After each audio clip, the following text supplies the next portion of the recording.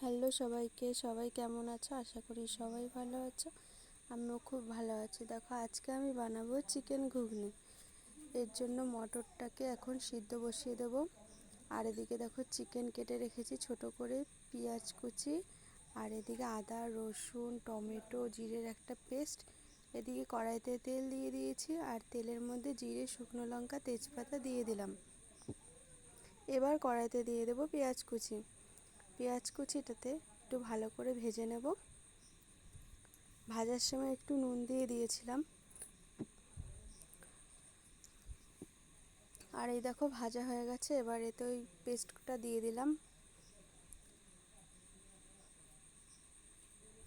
মশলাটা দেওয়ার পরে এবার এতে হলুদ দিলাম। আর নুনটা মটর সেদ্ধর সময় মটরে দেওয়া আছে, তাই আর দিলাম না। এবার মশলাটাকে কষাচ্ছি।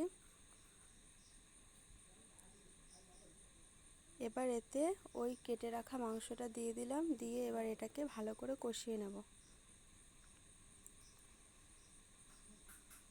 দেখো মশলার থেকে তেল ছাড়তে শুরু করেছে। এবার এখানে মটরটা দিয়ে দিলাম।